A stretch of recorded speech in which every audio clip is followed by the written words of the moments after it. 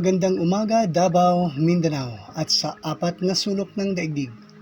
Ito po si Gilbert Lopez Martije Catso.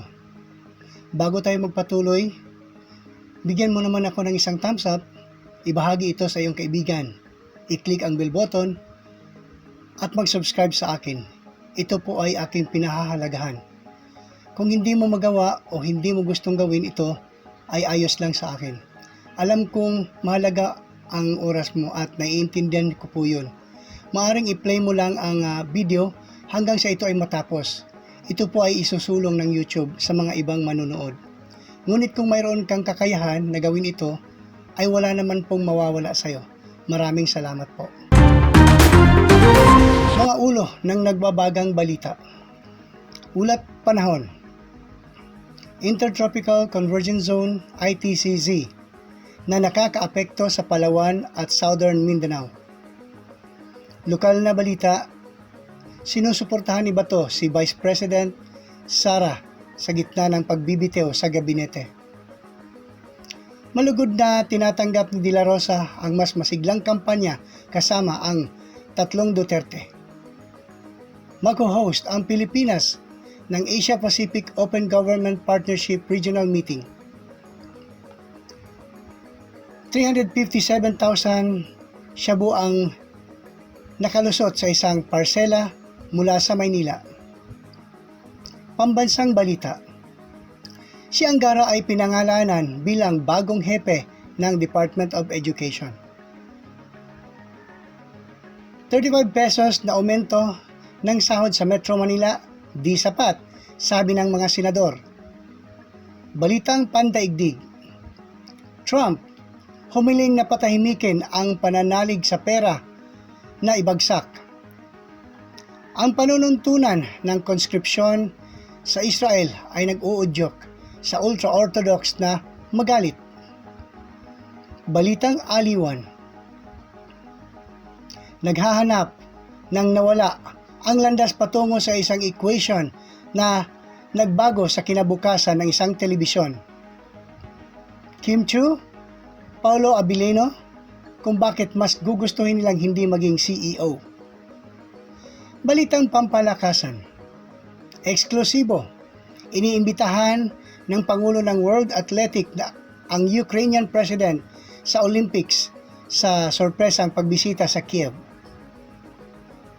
Sumali sinambatak sa TNT pagkatapos ng kalakalan para sa Montalvo at Blackwater, Fonferrada. Mga tampok na balita. Paano itinago ang mga baril sa Bourbon Street? Magtalaga ng istasyon ng pulisya bilang isang paaralan. Pilipino nanguna sa Toronto hinggil sa talakayang mental health, body image. Kwento sa tabi-tabi. At sa trivia, hindi mo ba alam na ang Davao Oriental ay may Sleeping Dinosaur Island?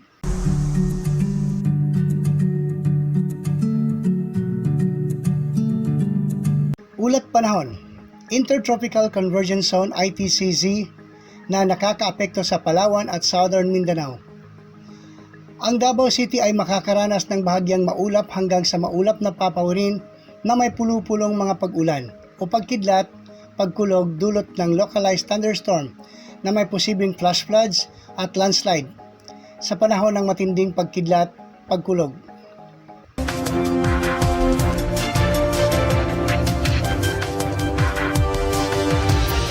Lokal na balita.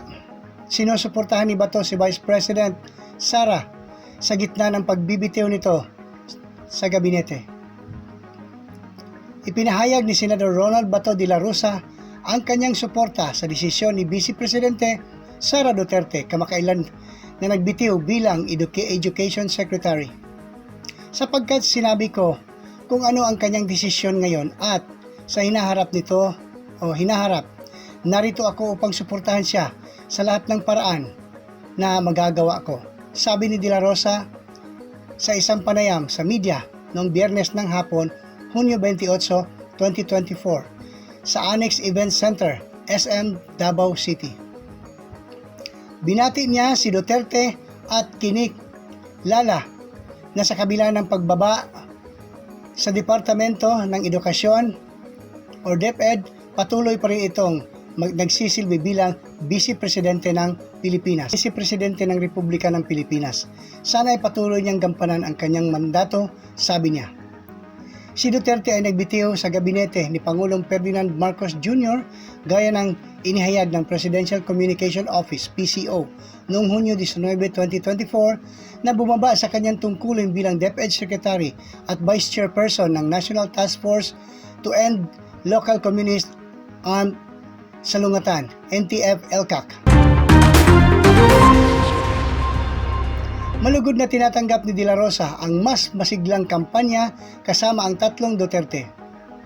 Ikinatuwa ni Senador Ronald Bato de la Rosa ang pagpasok ng tatlong Duterte sa pagkasenador at sinabing maibsan ng kanilang kandidatura ang pag-iisa nila ni Senador Christopher Bongo na inaasahan sa darating na campaign period.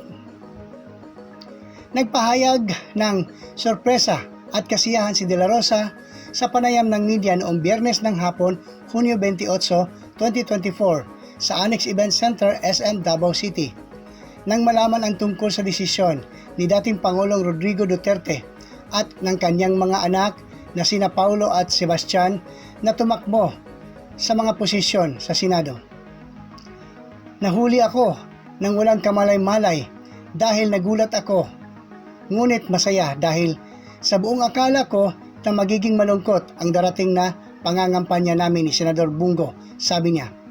Ipinahayag ng senador ang kanyang paniniwala na kapag nasa tabi nila ang mga Duterte, hindi na nila kailangang gumamit ng guerrilla tactics sa darating na senatorial campaign.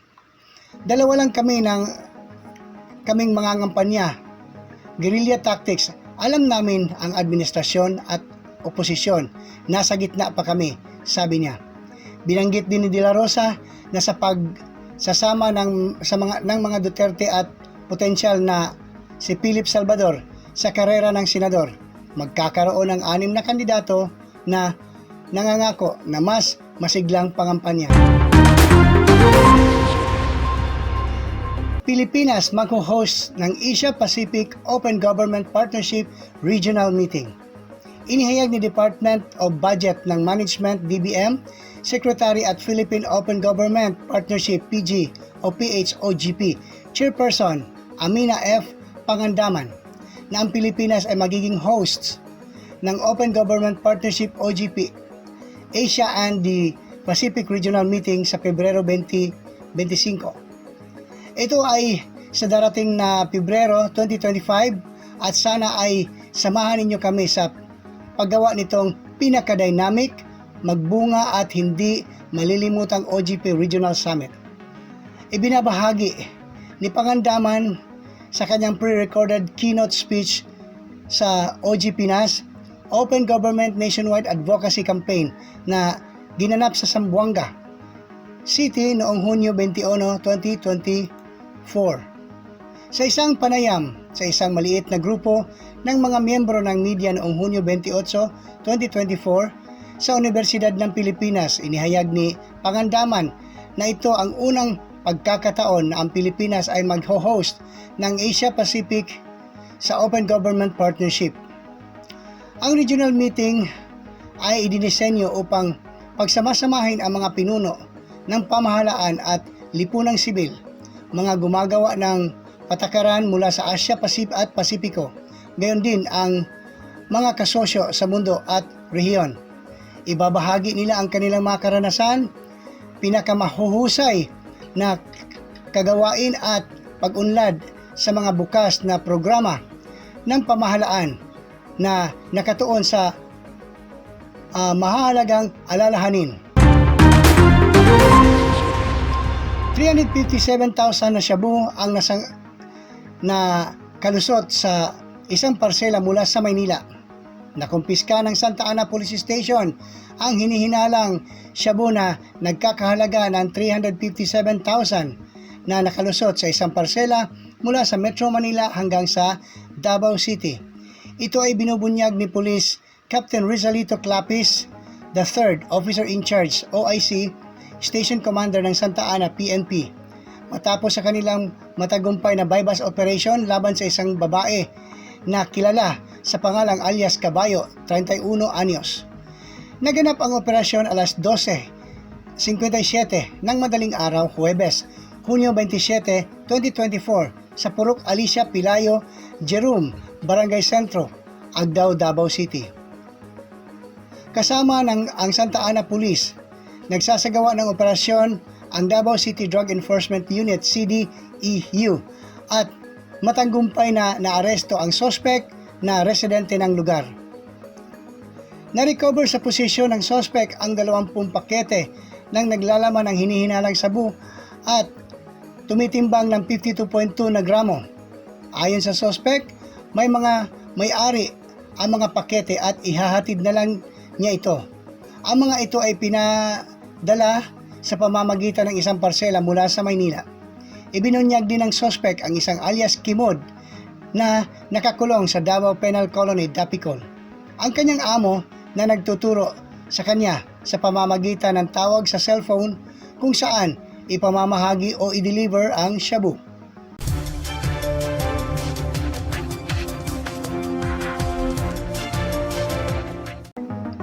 Pambansang balita.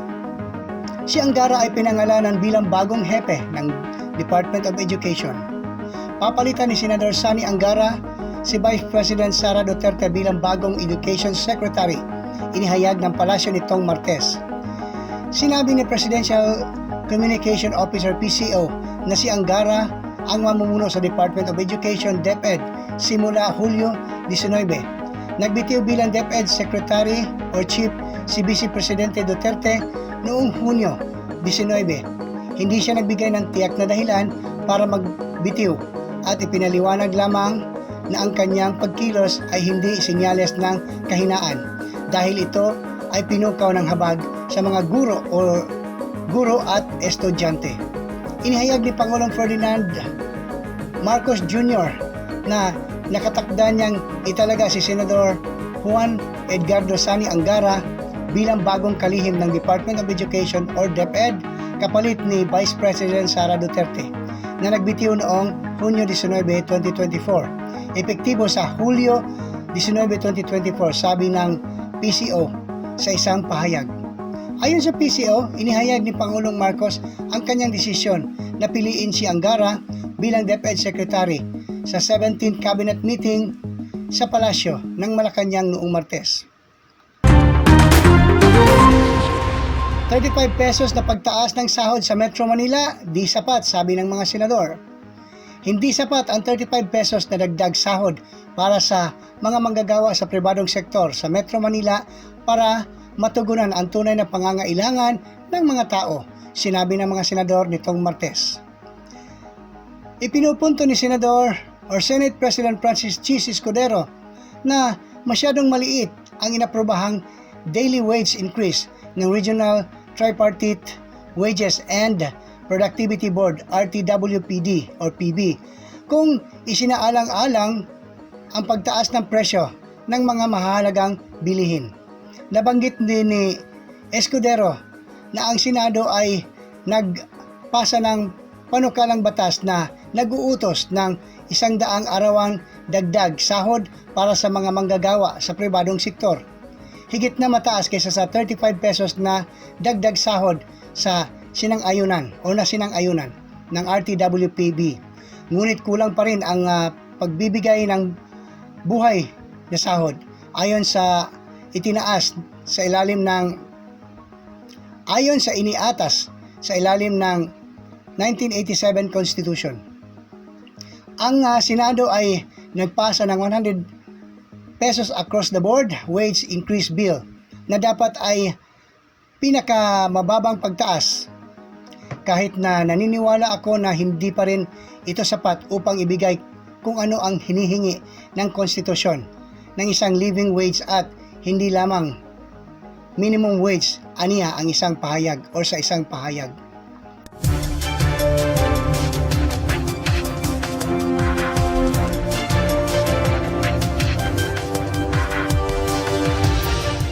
Balitang pandaigdig, Trump humihiling na patahimikin ang pananalig sa pera na ibagsak. Hinihiling ng mga abogado ni Donald Trump na isantabi ang paghatol ng dating Pangulo ng Amerika sa kanyang hush money criminal case at naantala sa kanyang sentensya ngayong buwan. Ulat ng American media.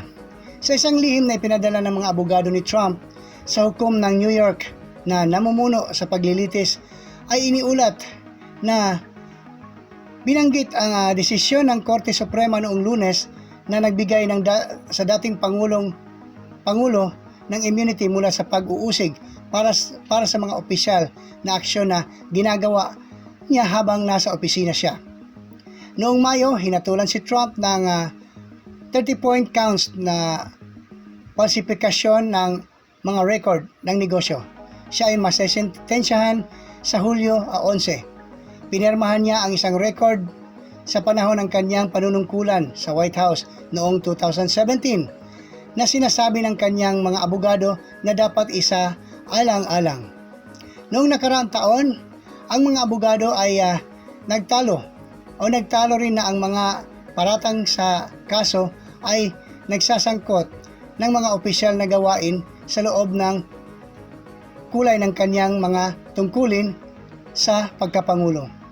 Gayunpaman, isinulat ng isang federal na hukom na nabigo si Trump na ipakita ang kanyang pag-uugali ay para nauugnay sa anumang kilos na ginawa para sa Pangulo sa ilalim ng kulay ng opisyal na kilos ng isang Pangulo. Ang panuntunan ng konskripsyon sa Israel ay nag-uudyok ng ultra-orthodox na magalit. Kapag nagtitipon-tipon ang ultra-orthodox o Haredi Jewish na komunidad ng Israel, malalaman mo kung gaano ito kalaki. Libu-libong lalaki na nakasuot ng itim at puti na nagsisiksikan sa mga lansangan ng Maya Shearim na siyang puso ng ultra-orthodox na komunidad sa Jerusalem para sa isang galit na protesta laban sa drop ng militar. Ito ang pinakahuling demonstrasyon mula noong makasaysayang desisyon ng Korte Suprema na ang mga kabataang Haredi ay dapat italaga sa militar ng Israel at hindi karapat-dapat para sa mga makabuluhang benepisyo ng gobyerno. Ang mga kabataang lalaki ng mga full-time na estudyante sa Jewish seminaries o yeshivas ay sinasabi sa akin na ang kanilang relihiyon o relihiyosong pamumuhay ay nasa panganib. Naniniwala sila na ang kanilang mga panalangin at espiritual na pagkatao ay siyang nagpoprotekta sa Israel at sa mga Hudyo. Sa loob ng 2,000 years, kami ay pinag-usig at kami ay nakaligtas dahil kami ay nag-aaral ng Torah. At ngayon, sa Korte Suprema ay nais na alisin ito sa amin at ito ay magiging sanhi ng aming pagkawasak, sabi ni Joseph. Ang pagpunta sa hukbo ay magiging isang from relihiyosong Hudyo, hindi na relihiyoso.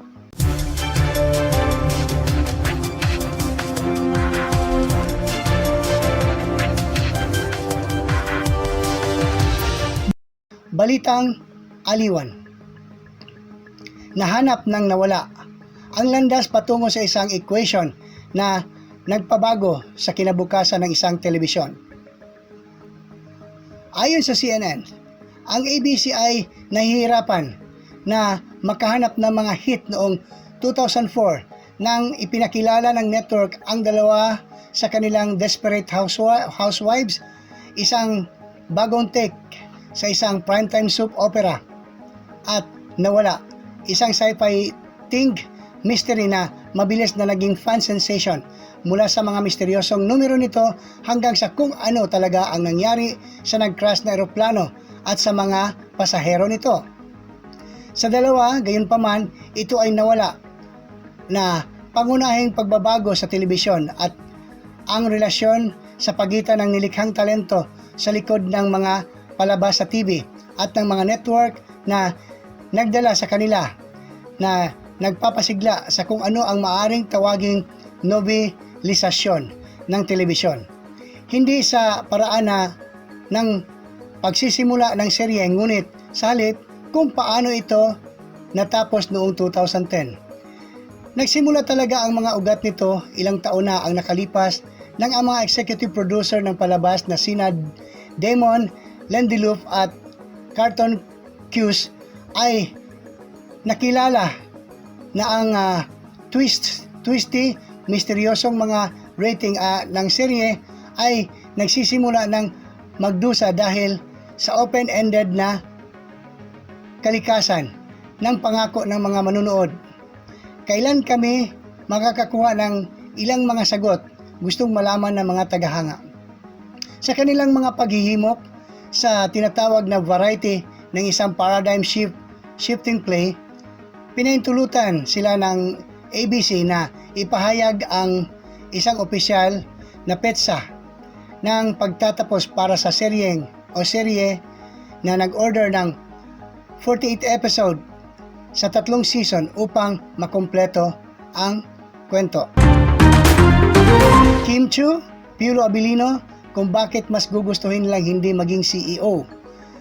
Kahit magkakatrabaho sina Kim Chiu at Paolo Abilino sa drama series ng Linlang, inamin ng dalawang aktor na naging close lang sila talaga sa habang ginagawa ang romantic comedy What's Wrong with Secretary Kim.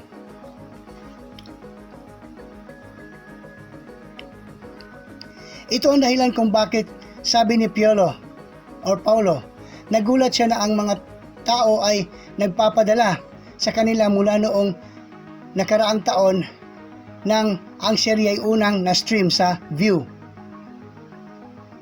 Hindi ko maisip ang mga tao ay nagpapadala sa amin dahil ang seryeng iyon ay talagang madilim at magaspang, deklara ni Paolo. Ang walang ginagawa at walang ginawa ang mga characters namin doon kundi mag-away, panay ang sigaw namin sa isa't isa, dagdag ni Kim.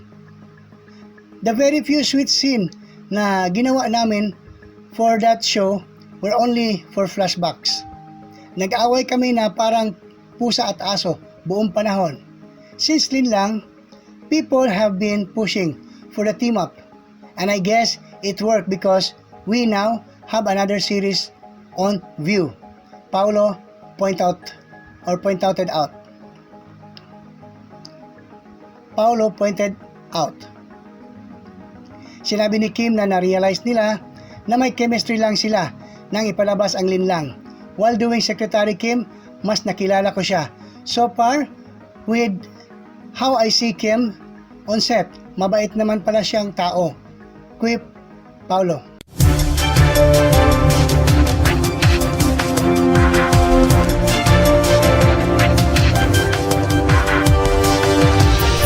Balitang pampalakasan. Eksklusibo, inimbitahan ng Pangulo ng World Athletic ang Ukrainian President sa Olympic sa sorpresang pagbisita sa Kiev. Kiev, Ukraine, CNN. Sinabi ng World Athletic President Sebastian Cui na inimbitahan niya si Ukrainian President Volodymyr Zelensky sa Olympic bilang kanyang personal na panauhin sa isang surprise visit sa Kiev noong Biyernes. Ginamit ko ang pagkakataon para ipaunawa sa kanya na kung makakarating siya sa Paris, kung ngayon mayroon siyang bukas na imbitasyon sa panoorin ang numero 1, ang Olympic sports. Ibig sabihin ay athletic, sinabi ni Cui kay Amanda Davis ng CNN na may eksklusibong TV access sa Cui sa buong paglalakbay niya sa Ukraine. 2 beses na kampiyon sa Olympic, si Cui ay miyembro din ng International Olympic Committee. Ngunit salungat siya sa IOC pagdating sa kanilang paninindigan sa mga atletang Ruso. Kasunod ng malawakang pagsalakay ng Moscow sa Ukraine, suportado ng Belarus noong February 2022, ang World Athletic ay ang tanging Olympic Sports Federation na nagbawal sa lahat ng Russian at Belarusian na atleta mula sa elite competition. Ang IOC sa kabilang banda ay pinahihintulutan ang dose-dose ng atleta mula sa dalawang bansang iyon na makikipagkompetensya bilang mga neutral sa Paris Games ngayong buwan. Sumali si Nambatak sa TNT pagkatapos ng kalakalan para sa Montalvo ng Blackwater Ponferrada. Opisyal na ngayong bahagi ng TNT Trupang Giga ang Stingray. Opisyal na nakuha ng TNT si Ray Nambatak mula sa Blackwater Boxing, inihayag ng PBA nitong Martes. Ipinagpalit ang gwardya para kay guard Kiev Montalvo, Jewel Ponferrada at TNT Season 53 second round pick. Sa wakas ay naprobahan ito nang lagda halos isang buwan matapos ang unang deal ay iminumungkahi ng dalawang kupunan. Sa unang panukala, ipinagpalit ng TNT ang Montalvo at ang hinaharap na second round pick. Gayunpaman, hindi ito inaprobahan ng liga bago idinagdag si Ponferrada sa deal. Sa PBA Philippines Cup, nag-average si Nambatak ng 11.1 points, 4.4 assists at 2.8 rebounds kada laro para sa Boxing. Siya ay inaasahang magiging pangunahing baril para sa Tropang Giga na yumuko sa quarterfinals sa parehong Commissioner's Cup at All-Filipino Conference.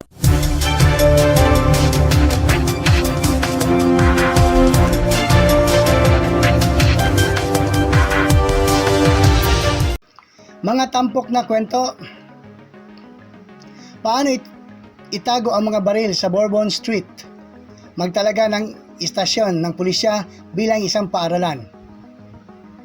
Ang isang istasyon ng pulisya sa French Quarter ng New Orleans ay itinalaga bilang isang vocational technical school para sa isang hakbang na agad na ipinagbabawal ang pagkakaroon ng baril sa nakapaligid na lugar, kabilang na ang isang kahabaan ng Barline Bourbon Street bilang isang bagong Louisiana batas na nag-aalis ng mga pangangailangan para sa mga nakatagong pahintulot sa pagdadala ng baril ay magkakabisa.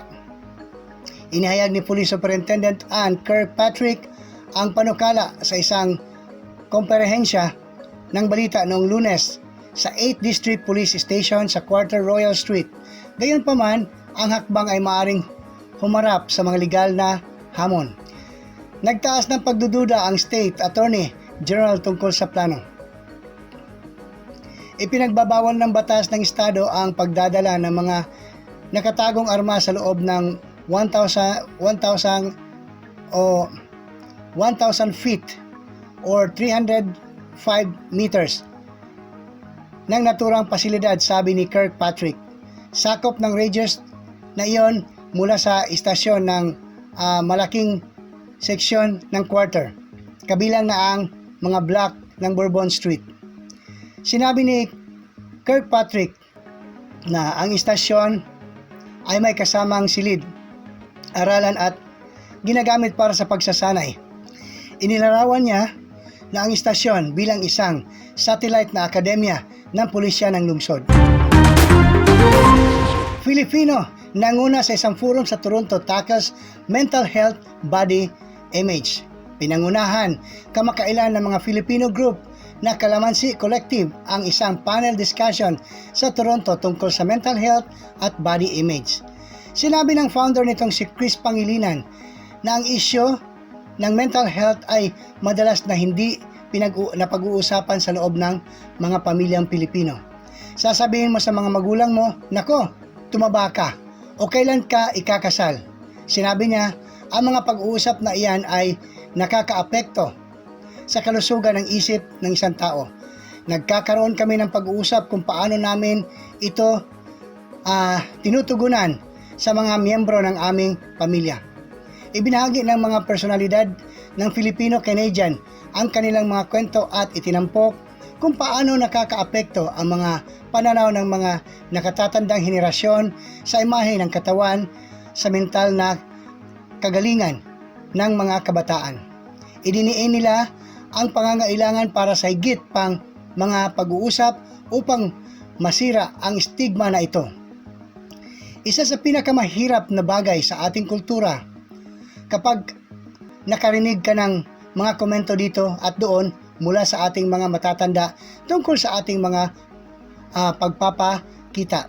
Sabi ni Amira de la Vera ng Project for Public Relations, masarap magsalita para sa sarili mo kahit mahirap. Kasama ang mga miyembro ng panel ang ministro ng maliit na negosyo ng Canada, si Richie Valdez. Sana panoorin at i-share ng mga tao ang mga bagay na napag-uusapan namin para tuluyan na kaming makamove on sa aming mga trauma, she said, and get to a place where we can stop trampling on each other. Dagdag pa ni Valdez, kapag bumangon ang isa sa atin, lahat tayo ay bumangon. Ang mga dumalo ay nagpapahayag ng panibagong motibasyon na nagsimula ng mga dialogo sa mga matatandang henerasyon habang nagsusumikap na maunawaan ang kanilang mga pananaw. Kwento sa tabi-tabi, ating tunghayan.